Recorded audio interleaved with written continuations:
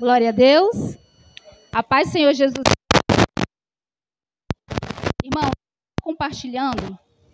No primeiro livro de Reis, capítulo 17.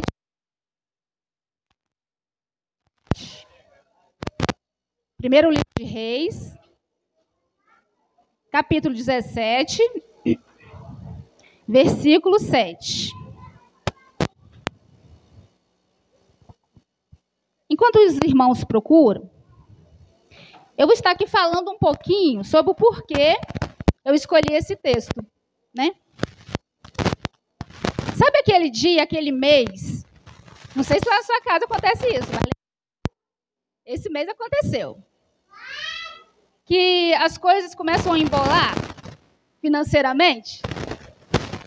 Sabe aquele mês que, não sei se acontece lá como eu estou dizendo, mas eu tenho que cortar assim a pasta de dente e passar a escova lá dentro?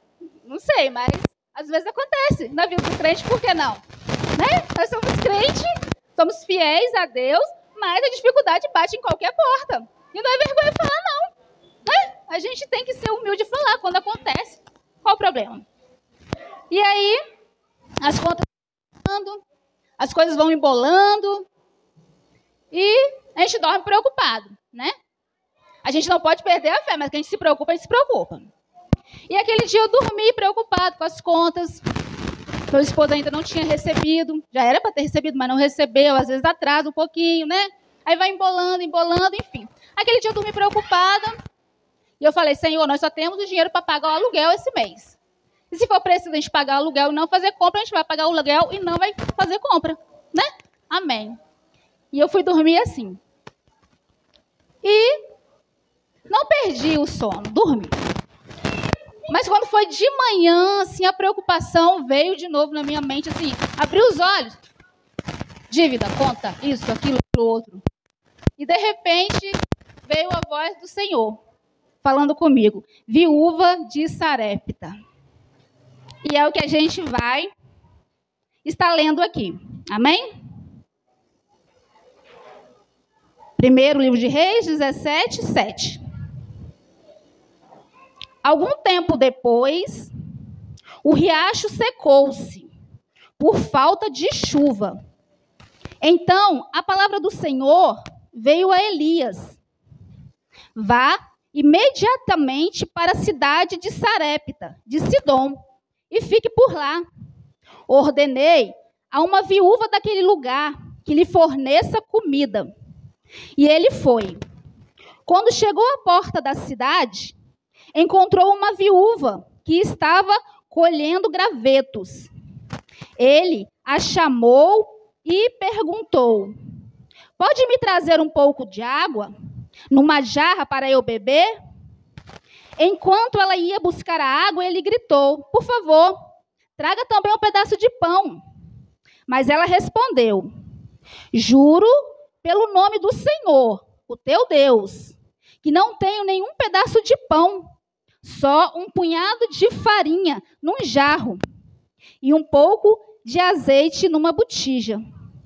Estou colhendo uns 2 gravetos para levar para casa e preparar uma refeição para mim e para o meu filho, para que a comamos e depois morramos.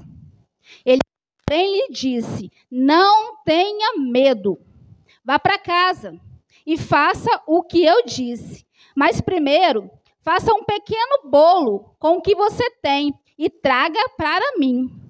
E depois, faça algo para você e para o seu filho. Pois assim diz o Senhor, o Deus de Israel: a farinha da vasilha não vai acabar, e o azeite da botija não secará, até que o dia em que o Senhor fizer chover sobre a terra. Ela foi e fez conforme Elias dissera. E aconteceu que a comida durou muito tempo para Elias, para a mulher e a sua família, pois a farinha na vasilha não se acabou, e o azeite na botija não se secou, conforme a palavra do Senhor proferida por Elias. Amém? Então foi essa a palavra que logo de manhã o Senhor me acordou falando. Só que assim, eu já li, né, algum tempo atrás, eu não estava me lembrando. Viúva de Sarepta, vou ler, né? E aí peguei a Bíblia e fui ler. E aí o Senhor foi falando comigo nessa passagem. E é que eu vou estar tentando compartilhar com os irmãos. Amém? Em primeiro lugar, aqui nós temos alguns personagens principais, né? Elias, o profeta. Temos a viúva de Sarepta. E temos o Deus de Israel. Elias, eu acho que todo mundo já ouviu falar, né? Um pouquinho sobre o profeta Elias. Era um homem de Deus de Tisbe, uma localidade de onde ele veio. Elias começou o seu ministério desafiando o rei Acabe, o rei de Israel. O rei Acabe era um rei idólatra. Se casou com Jezabel, mulher má, autoritária, totalmente idólatra. E eles adoravam o Deus Baal. Um Deus conhecido como o Deus da prosperidade, fertilidade, o Senhor das chuvas. E aí eu já vejo aqui, né? Deus quebrando a perna desse Deus. Quando Elias falou que não choveria, mediante a palavra dele, né? Pois foi o que Elias fez. Elias começou o ministério dele assim, falando para o rei Acabe: mediante a minha palavra não choverá, nem cairá um orvalho. Não choverá, nem cairá orvalho, mediante a minha palavra. E isso aconteceu mais ou menos 3 anos e meio. E aí veio a seca por todo o território. Elias é o profeta, né? Ele desafiou o rei de Israel. Ele não desafiou qualquer um, foi o rei de Israel. Foi a sua esposa que defendia os profetas de Baal, sustentava os profetas de Baal e mandava matar os profetas de Deus. Então Deus mandou ele fugir, se esconder. E ele foi para o ribeiro de Querite. E lá Deus mandou os corvos ir lá alimentar Elias. Os corvos de manhã traziam pão, traziam carne para Elias. Esse é Elias. É o profeta, né? Mais para frente a gente vai ver também que Elias, ele desafiou lá no monte 450 profetas de Baal, mais 400 profetas de Azera, ou Azerá. Ele mandou que fizesse o altar, ele preparou um bezerro e ele desafiou, né, juntamente com o rei Acabe, juntamente com os profetas de Baal, e desafiou o Deus Baal, né? Ele falou: olha, vocês vão orar aí, vão sacrificar como vocês costumam fazer, e depois também eu irei sacrificar ao meu Deus de Israel. E aquele Deus que responder com fogo, esse é o verdadeiro Deus. E aí a gente sabe a história, né? Os profetas de Baal ali clamaram, gritaram, se cortaram, jogaram sangue no altar, e nada aconteceu. Nada aconteceu. Elias chegou a abusar dos profetas. Será que o Deus de vocês não está dormindo, não? Está viajando? Porque ele não responde? E aí, visto que nada aconteceu, Elias reparou o altar, pegou ali a sua oferta, o seu bezerro, o seu novilho, e mandou encharcar o altar com água, a sua oferta ali, bastante água mesmo. Para depois dizer que não foi uma faísquinha que caiu ali e acendeu aquele fogo, né? Ele encharcou mesmo o altar com água. E clamou ao Deus de Israel. E o Deus de Israel respondeu imediatamente com fogo. O fogo consumiu ali a oferta, consumiu o altar, lambeu toda a água que tinha ali. E ali todos tiveram que saber que existe Deus em Israel. Esse é Elias, o profeta. Mas na verdade eu quero falar mais um pouquinho sobre a viúva de Sarepta. Quem era essa viúva? Bom, nessa passagem aqui, essa viúva nem nome tem, né? É conhecida como a viúva de Sarepta. Sarepta é uma cidade localizada dentro de Sidom. Sidom é uma localidade pagã, no qual ali o seu povo adorava o deus Baal. Esse deus aí, da chuva, da prosperidade. Essa viúva, a Bíblia aqui não fala, e eu não sei dizer se ela prestava culto. Então, se a Bíblia não fala, eu não posso dizer. E não é porque ela estava lá, né, que ela fazia os rituais. Então, eu não posso dizer. Mas, na localidade onde ela vivia, se adoravam a Baal. Essa viúva, eu vejo aqui que ela tem um coração também bondoso. Apesar de não ter nome, não ser reconhecida. Porque quando Elias falou para ela, vai lá, busca um pouco de água, havia seca em Israel. Então, escassez de água também. Ela estava ali pegando um pouquinho de graveto para fazer um bolo, para que ela e o filho dela comessem fizesse a última refeição e morresse. Mas quando Elias chegou à porta da cidade, encontrou a viúva ali, catando uns gravetinhos, falou para ela, você pode ir lá buscar uma jarra de água? E ela prontamente estava indo buscar a água. Ou seja, ela ia dividir o que ela tinha com o profeta. Tem um coração bondoso, apesar de ser desconhecida, anônima, né? Mas aí quando Elias falou assim, olha, traz também um pão, um pedaço de bolo, né? Um bolo para mim. Ela falou, juro pelo Senhor, o teu Deus, que eu não tenho nada em casa a não ser um punhadinho de farinha e um restinho de azeite na botija.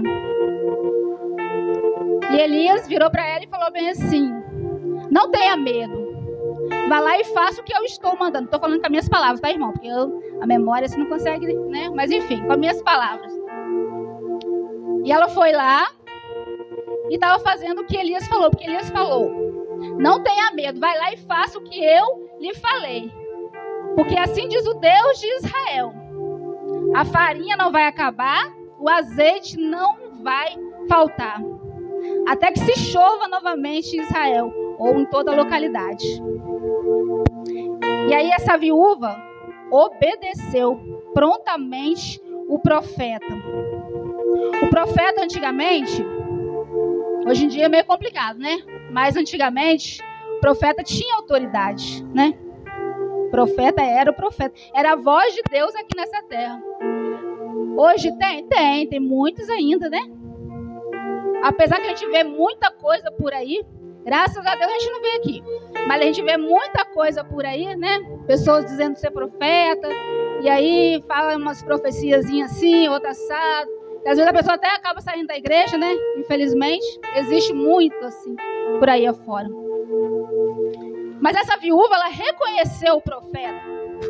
Eu creio que ela tinha ouvido falar no profeta. Ali o profeta estava sendo voz de Deus. Essa viúva aqui, eu não creio que ela ainda tinha, que ela já tivesse alguma vez uma vivência com Deus de Israel. Mas ela já tinha ouvido falar no Deus de Israel. Vocês concordam comigo? Porque assim, quem não tinha ouvido falar no Deus de Israel?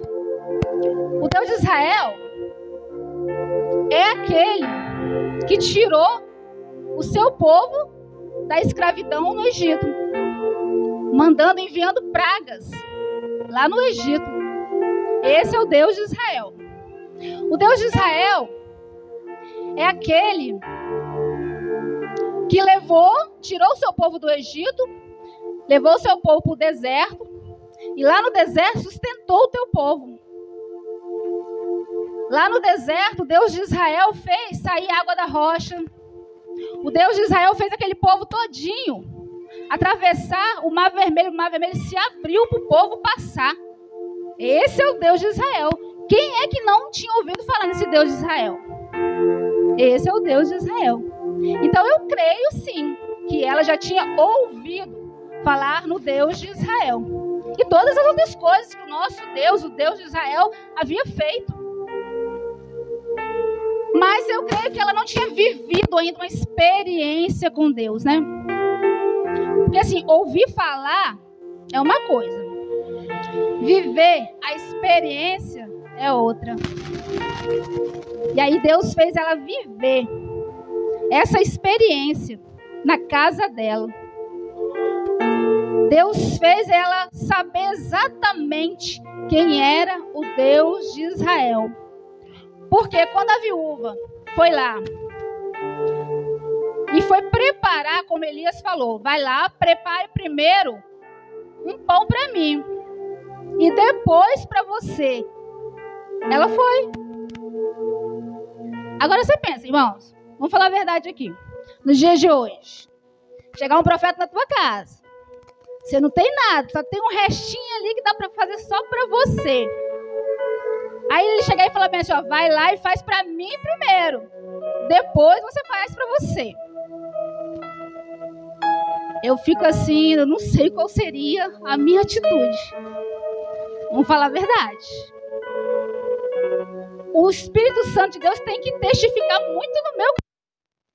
Falar comigo também. Porque hoje a gente vê muita coisa por aí. Mas essa viúva, ela fez.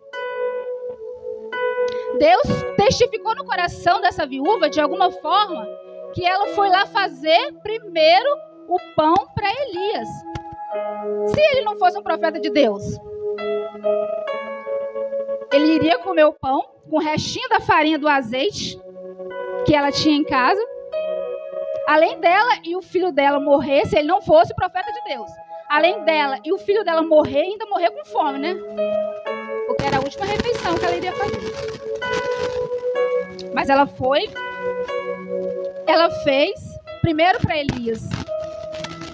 Assim, eu não sei vocês, mas quando eu tô lendo a Bíblia, assim, eu tento me botar no lugar do personagem ali que está se passando, da pessoa. E quando eu estava lendo ali, eu tentando me colocar no lugar dessa viúva. Por quê? Porque quando a gente ouve a voz do Senhor, é um testemunho interno aqui dentro. Testifica no nosso coração primeiro. E quando a gente não está muito treinado a ouvir a voz do Senhor, a gente fica pensando, será que é Deus? Não sei, essa voz, ai meu Deus, e agora? Né? Mais ou menos assim, pelo menos comigo acontece assim. Já aconteceu várias vezes o Senhor falar comigo, faça isso. E aí eu estava treinando ainda a ouvir a voz do Senhor. Meu Deus, que voz é essa? Eu que estou falando, mas aí de repente eu começava a falar, mas fazer isso, fazer aquilo, e começava eu mesmo debater comigo mesmo, né? Então não era eu, era o Senhor. Porque o Espírito Santo de Deus, ele se comunica com o nosso espírito. Então quando vem essa voz, é uma voz interna que vem dentro da gente, pelo Espírito Santo de Deus. Porém, a nossa mente também fica, nossa alma, né, que é onde se encontra as emoções, os sentimentos, começa a falar, aí, mas será que é? Será que não é? Ai meu Deus, a gente fica assim, né, naquela dúvida. Todas as vezes que me aconteceu isso, vou dar um exemplo aqui agora. Estou olhando o tempo porque eu não sou acostumada, né, mas eu acho que dá. Eu estou me lembrando aqui agora de quando eu fazia algumas, eu falo missões, né, de rua, mas não era ouvir a voz do Senhor e obedecer a voz do Senhor. Certo dia o Senhor me falou assim, eu acordei de manhã com o Senhor falando, vá levar mantimento, levar marmitinhas na rua, algo que sempre queimava no meu coração. Só que aí você começa, mas como vou? Não tem ninguém para ir comigo, eu sou mulher. Mas lá é perigoso, lá é isso, é aquilo. Você começa a debater. E aquilo vai aumentando. Porque quando Deus quer alguma coisa, Deus vai fazer você fazer aquilo que Ele quer. De uma forma ou outra. Ele vai ficar insistindo ali, você vai fazer. Não é que Ele fica dando explicação, não. Senão você vai. Você chega lá e vou fazer. Não. Faça isso. Aí você começa, como eu, falar assim, Senhor, o Senhor quer que eu vou lá fazer isso, mas é aquilo, e aquilo outro. Começa a colocar impedimentos pelo que o Senhor pediu para eu fazer. Mas aí a minha irmã morava comigo na época, e ela chegou do serviço, início da pandemia, ela falou assim, Olha, parece que a cidade foi devastada, não tem ninguém na rua. Tudo fechado. A única coisa que eu vejo, que eu vi vindo para cá, eram moradores de rua, como zumbi, procurando comida pela rua. E aquilo doeu no meu coração, porque o Senhor já tinha falado que eu deveria ir levar. Mas a minha covardia não permitiu no momento. Mas quando o Senhor falou aquilo, quando a minha irmã chegou e falou aquilo comigo, ardeu no meu coração que eu não dormi a noite toda. Eu falei assim, amanhã, Senhor, eu vou acordar e vou lá fazer o que o Senhor me pediu para fazer. Porque eu estou entendendo que é a voz do Senhor. E aí no outro dia eu acordei e falei assim, vou lá na casa de embalagem, vou comprar umas marmitinhas. Aí foi lá, não tinha muito dinheiro, passei no cartão, um pacotinho com 10 marmitinhas, pacotinho daquele que eu vi lá hoje. E aí eu tinha feito durante o dia, o almoço, um mocotó, que eu amo mocotó, né? Tinha feito um mocotó muito gostoso para eu comer. Normalmente para mim, que morava sozinha, uns 3 dias, né? Dava para me comendo, né? Falei, tem uma salsicha lá em casa, no congelador? Vou pegar essa salsicha, vou fazer uma sopa, alguma coisa parecida, que a salsicha é mais barata, né? E vou levar para os moradores de rua. Aí o Senhor falou assim, mas você vai comer mocotó e eles vão comer salsicha? Por quê? Eu falei, por quê? Por quê? Por quê? Né? Por quê? É assim que vai debater com a gente mesmo, né? Por quê? Por fim, o Senhor me convenceu. E aí eu peguei a salsicha, joguei dentro do mocotó, aí fiz aquelas marmitinhas, coloquei ali em cima da minha pia, coloquei um arrozinho. Hoje eu estava me lembrando, passando um filme na minha mente ali, a gente montando marmita, como é que Deus é, né? Passando um filme na minha mente. E aí eu montei as marmitinhas e fui pra rua, peguei a bicicletinha, aquelas que tem a cestinha, botei. Isso lá em Vila Velha, onde eu morava. E fui. Sem saber pra onde ir, porque eu nem sabia onde eles ficavam, né? E fui, peguei e falei, Senhor, eu vou orar antes e o Senhor me leva para onde o Senhor quer que eu vá. Porque eu não tenho nem noção, você sabe que eu sou perdida. Nem se me rodar assim, umas 3 voltas, quando eu abro o olho, eu já me perdi várias vezes dentro de Vila Velha. Aqui também, Miraí, mas, né? Enfim, deixa quieto essa história. Aí, eu fui. Só que antes eu tinha separado um pouquinho de mocotó para mim. Falei bem assim, quando eu voltar, que eu falava da missão, eu vou tomar um banhozinho quentinho, vou comer, né? Mas vou abrir a Bíblia, primeiro vou orar. Aí quando eu abri a Bíblia, caiu naquela parte, não me lembro agora onde, mas que dizia assim, que Sansão, no dia da sua morte, ele matou mais do que durante toda a sua vida. Eu falei, meu Deus, será que é uma palavra? Eu vou morrer então? Olha a palavra. Tem a mania que a gente tem de abrir a Bíblia e pedir uma confirmação. Foi essa palavra. Eu falei, meu Deus, será que eu vou morrer então agora? Vai acontecer alguma coisa? Porque normalmente quando você fala que vai fazer missões na rua, a pessoa fala, cuidado, né? Porque lá eles vão te pegar uma faca e não sei o quê. É possível. É possível acontecer. Aí quando eu vi essa palavra, já me veio assim, aquele, meu Deus. E agora? Eu vou morrer? Não vou? Ah, mas se o Senhor mandou, ainda que eu morra. Se o Senhor mandou, o Senhor quem sabe todas as coisas. Porventura eu vou comer, jantar primeiro. E aí eu jantei, eu ia jantar depois. Jantei, né? Se eu morrer, pelo menos eu tô de barriguinha cheia, né? Comi meu cotozinho. Aí eu fui pra rua, sem saber aonde o Senhor me enviou. E aí, passava por uma rua, encontrava 2. Passava por outra rua, encontrava mais 2. O Senhor enviando.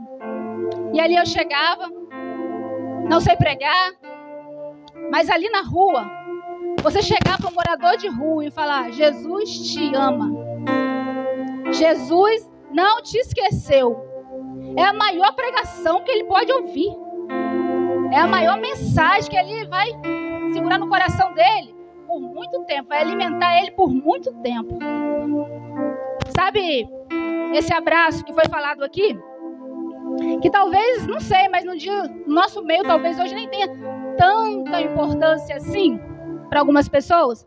Porque tem pessoas que são acostumadas a se abraçar toda hora, beijado, é cercado de amigos, de familiares, de carinho. Talvez eles nem se dá conta da importância de um abraço. Mas esse abraço lá na rua, irmão, vocês não têm noção que esse abraço lá na rua faz. Porque a pessoa se sente amada de novo. A pessoa se sente, nossa, eu tô vivo aqui ainda, né? A pessoa se sente amada, se sente abraçada por Deus. Porque quando você chega para uma pessoa em situação de rua, mal cheiroso, né? Com aparência não é das melhores, que às vezes a gente se espanta realmente de passar pela rua por eles.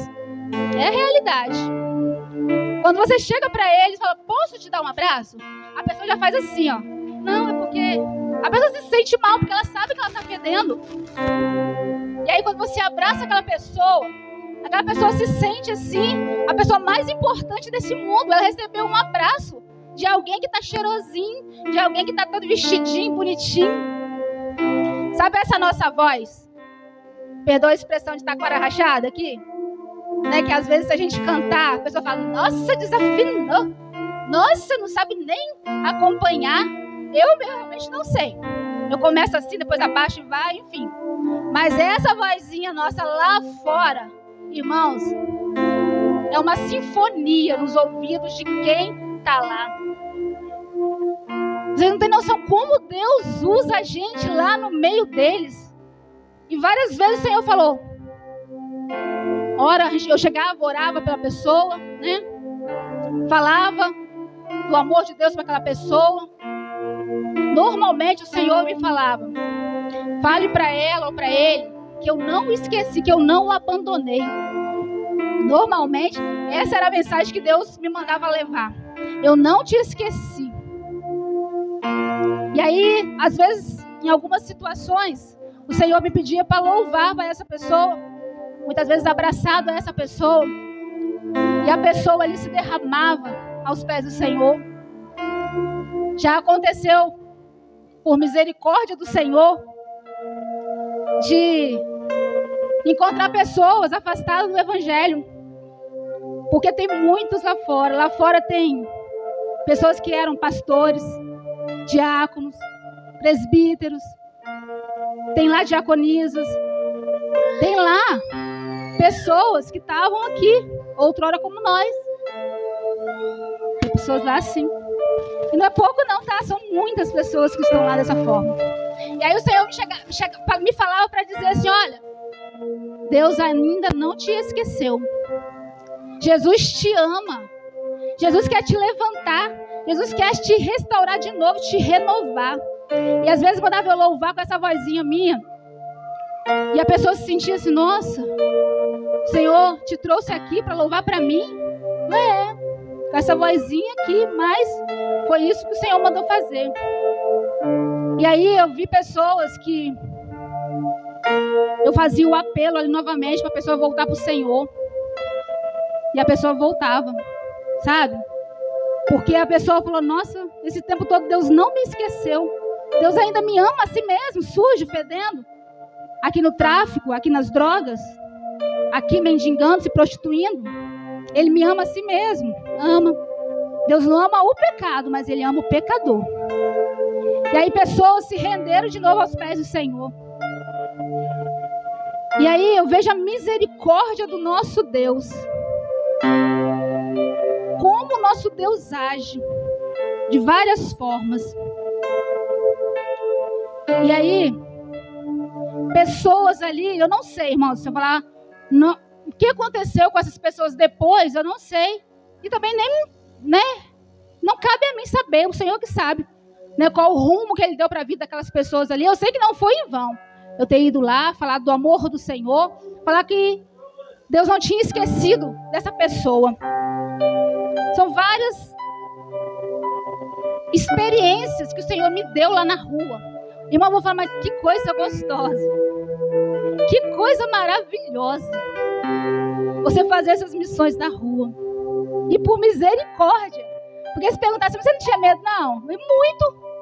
Quando veio aquela palavra assim, vou morrer, eu falei, meu Deus, vou morrer, mas vou morrer de barriga cheia. Vai ser essa coisa a gente falar, né? Então a gente vai, mas vai com medo. Porque a qualquer momento pode vir um lá, cheio de entorpecente na mente, drogado, te dá uma facada, sim. Mas eu posso morrer? Pode. Mas sabe o que eu penso?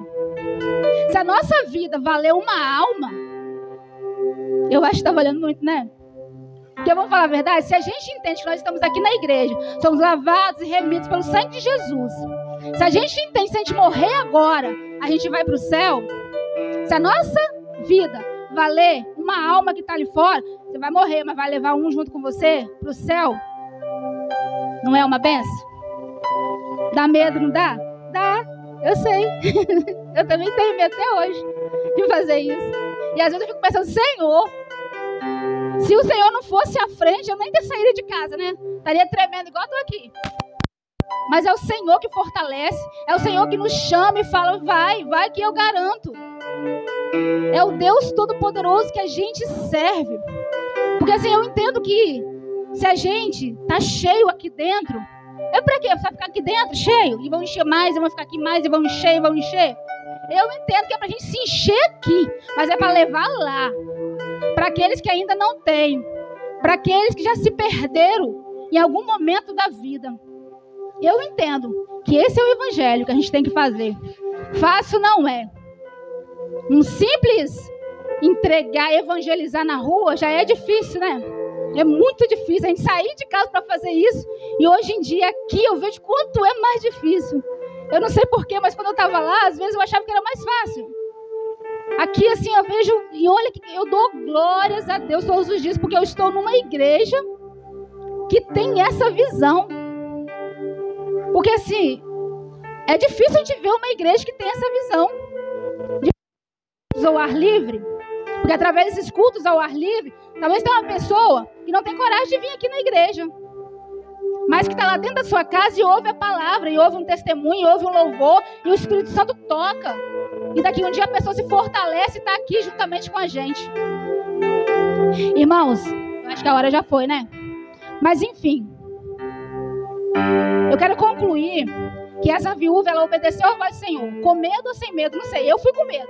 Não sei se ela foi com medo, se ela não foi sem medo, mas ela obedeceu à voz do Senhor. Ela ouviu a voz do Senhor, ela obedeceu à voz do Senhor e ela fez o que o Senhor pediu para fazer, através da boca de Elias. E a farinha não acabou, o azeite não secou. Vocês conseguem imaginar isso? Você pegando a farinha, botando na panela, na vasilha e olhar, a farinha continua aqui. Você pega o azeite, vira na vasilha e o azeite continua aqui. É muito maravilhoso, não é? Parece uma coisa assim que não dá pra gente deslumbrar aqui. Mas isso aconteceu com a viúva. A viúva que não era crente, ela não era judia. Mas ela ouviu a voz do Senhor. Ela obedeceu a voz do Senhor. E ela viveu o milagre dentro da casa dela. E aí o que o Senhor falou comigo, só para terminar. Depois dessa palavra, o Senhor já abriu as portas, tá? Para os irmãos já saber que o Senhor já abriu as portas, o Senhor já abençoou de várias formas, porque Deus é Deus de providência. Ele só queria que a gente passasse por essa experiência.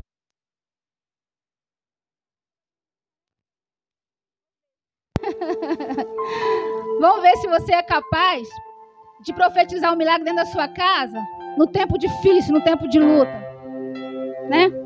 E aí, quando eu terminei de ler essa mensagem, o Senhor falou comigo, eu fiz isso na casa da viúva, que não era crente. Imagine na sua casa, que é serva do Senhor. Irmãos, imagine na tua casa que você é servo do Senhor. O que é que Deus não pode fazer? Já imaginou isso? Nós somos filhos do Deus Todo-Poderoso.